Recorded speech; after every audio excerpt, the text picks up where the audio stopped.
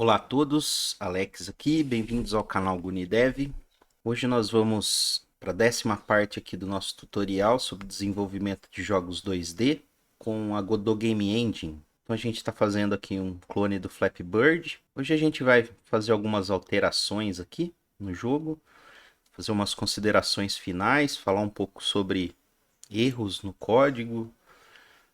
Então aqui a gente está com a Godot aqui aberta. Primeira coisa que eu vou fazer, quando eu executo aqui o jogo, se eu veja que se eu ficar voando no início aqui, bem alto, ele consegue desviar aqui da parte superior aqui dos obstáculos. Então o que a gente vai fazer é corrigir isso daí. Então a gente vai abrir aqui em arquivos, a gente vai na pasta Scenes, onde estão nossas cenas. Eu vou aqui no obstáculo, na verdade eu vou aqui no Pipe. O que a gente vai fazer, eu vou abrir aqui o Pipe, eu vou selecionar aqui meu Collision Shape. Eu vou aumentar ele. Pode aumentar bastante. Daí eu vou aqui nessas opções de encaixe. Ó, veja se o encaixe de pixel está selecionado. Vou desmarcar aqui. Aqui o encaixe inteligente não precisa estar selecionado. E eu vou descendo ele aqui e vou colocar ele aqui nessa posição 0 aqui, bem alinhado com o cano. Vou salvar. Se eu vier aqui agora no meu obstáculo, o que vai acontecer é que eu vou ter essa área aqui de colisão aqui maior. Eu não preciso da imagem acompanhando aqui isso daqui. É só a área de colisão mesmo para a gente evitar que a gente desvie desses canos. Então vamos rodar.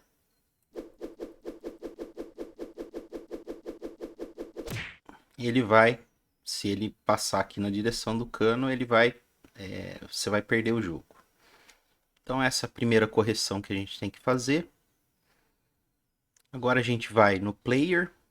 Então, mesma coisa aqui em Arquivos, Scenes. Vamos aqui no Player. Aqui a gente está utilizando esse Collision Shape. A gente está utilizando o Circle Shape 2D. Então a gente está usando um círculo aqui para representar o nosso personagem. E toda essa área aqui ela acaba ficando fora da colisão. Então o que a gente vai fazer é criar uma colisão que acompanhe todo o nosso personagem aqui. Então vou excluir esse Collision Shape. Lembrando que eu estou aqui na cena do player. Vou selecionar aqui meu sprite. Veja que aqui apareceu uma opção para eu fazer alterações aqui no sprite. Eu vou clicar aqui. Então aqui eu posso criar um polígono de colisão 2D ou um polígono de oclusão. Aqui eu vou utilizar um polígono de colisão.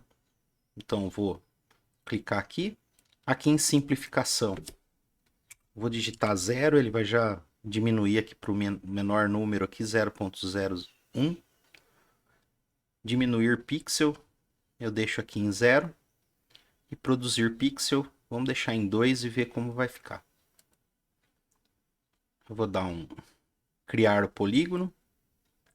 Veja que ele criou um polígono aqui, mas ele não está exatamente como o pássaro aqui. Então, veja que ele criou aqui um Collision Polygon 2D. Eu vou deletar aqui, vamos deixar ele mais certinho aqui em relação ao pássaro. Então eu vou selecionar meu sprite aqui, venho aqui nessa opção do sprite, criar polígono de colisão 2D. Aqui eu vou deixar produzir pixels, vamos deixar 1, vou atualizar a visualização. Veja que ele ficou perfeitamente aqui em volta do pássaro. Vou criar o polígono. E aqui a gente tem esse polígono aqui, mas mesmo assim não está muito bom. Vamos alterando até ficar da maneira que a gente quer. Então vou atualizar aqui a visualização. Pronto, o 0 ficou melhor. Então atualizei aqui. Aqui eu posso diminuir o pixel, então vou diminuir um pixel. Ele vai ficar um pouco menor que o pássaro. Vou clicar em criar o polígono.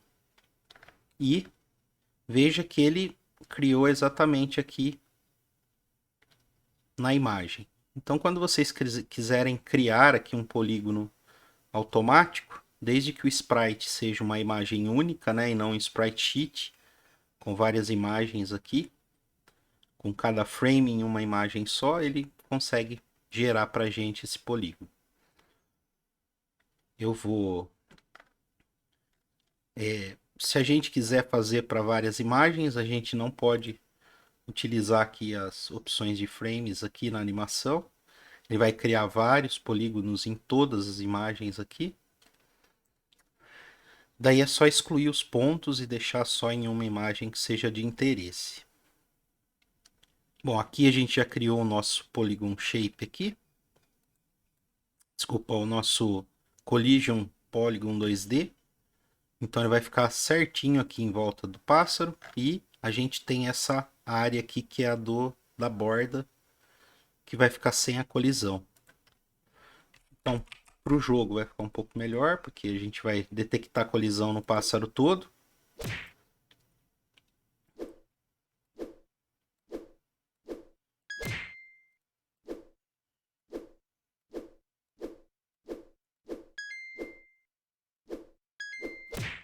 Uma coisa que a gente também tem que fazer, se a gente vier aqui no Obstacle, se a gente prestar atenção aqui nos dois canos, um tá com a sombra para cá, o outro com a sombra para cá. Não é um efeito bacana, né? A gente teria que deixar os dois para o mesmo lado. Então vou vir aqui em Top Pipe, vou clicar aqui com o botão direito e vou selecionar aqui, ó, filhos editáveis. Selecionei, vou abrir aqui, agora eu consigo editar os filhos dessa cena. Só que apenas desse objeto aqui, ele não vai editar todos os objetos do tipo pipe. Então vou selecionar aqui o top pipe, eu venho aqui no sprite, venho aqui em offset e deixo marcado flip H, ou seja, ele vai rotacionar na horizontal. Se eu executar, veja que agora os dois canos estão com a sombra para o mesmo lado e a iluminação também. Então aqui a gente conclui toda a parte do nosso jogo. A única coisa que a gente vai fazer depois disso daqui é fazer a pontuação persistir, né? Ou seja, a gente vai salvar a nossa pontuação em um arquivo, vai ficar para o próximo tutorial. E aqui eu vou explicar algumas coisas sobre o código do nosso jogo. Eu vou usar o player aqui como exemplo.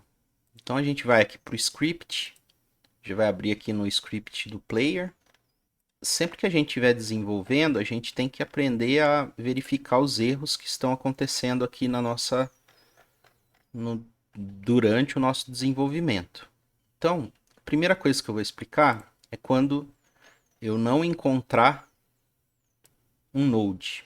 A gente tem que sempre prestar muita atenção.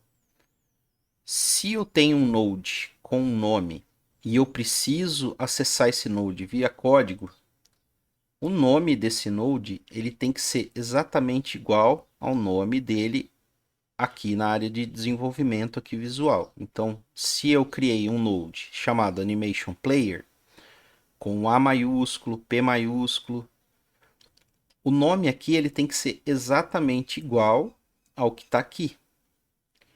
Então o que eu vou fazer é assim, eu vou renomear aqui Animation Player, eu vou colocar Animation Player 1 e vou executar.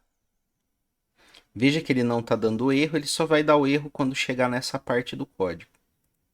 Veja que eu tentei iniciar o jogo, então o play aqui, ele emitiu esse sinal que o jogo iniciou, alterei aqui o isPlaying para True, Gravity Scale eu alterei para 8, quando chegou no Animation Player para dar o play, aqui ele procurou Animation Player 1 e não encontrou.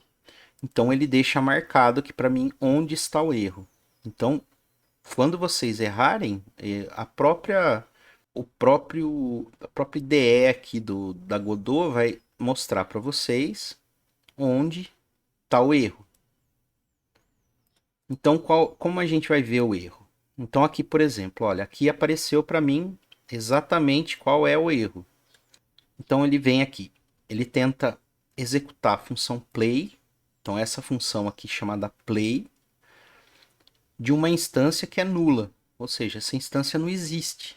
Se ela não existe, é porque ou ela não foi criada ainda e eu estou chamando ela, ou porque eu errei o nome dela. Então aqui no caso eu errei, olha, tá aqui Animation Player, eu coloquei Animation Player 1. Então sempre que eu tiver uma instância nula, ou eu errei aqui o nome da instância na hora de chamar ela, ou então eu chamei essa instância antes do node ser criado. Então aqui no caso eu errei o nome. Então sempre que eu alterar o nome aqui, por exemplo, animação pássaro. Então alterei aqui o nome para animação pássaro. Eu tenho que verificar todos os lugares onde eu tenho esse animation player do player aqui, do meu node player, e eu tenho que alterar o nome para animação pássaro. Senão ele vai dar erro. Então deve ter mais algum outro lugar aqui. Aqui ele também chama esse animation player, ele vai me avisar onde está o erro. Então é só eu alterar para animação pássaro. Então aqui a gente vai fazendo as correções. Então é só você começar a procurar aqui no código todas as vezes que eu tinha animation player e alterar para o novo nome. Senão ele vai dar erro. A gente também pode ter um problema que a gente pode esquecer aqui de fazer a indentação e errar aqui no código. Então o que acontece? Eu vou fazer alguns tutoriais sobre o GDScript, explicando um pouco sobre a sintaxe aqui da GDScript. Mas basicamente é assim, quando você inicia um bloco de código, por exemplo, uma função é um bloco de código. Um if é um bloco de código. Sempre que eu iniciar um bloco de código com os dois pontos, o próximo bloco ele tem que ter uma indentação. Então, quando eu tenho aqui um bloco novo, eu inicio uma indentação. Então, assim, a função ela inicia aqui bem no início. Depois aqui eu vou iniciar a função, eu inicio com uma indentação. Aqui eu tenho um if. Então, deixa eu puxar aqui. Vamos aumentar aqui.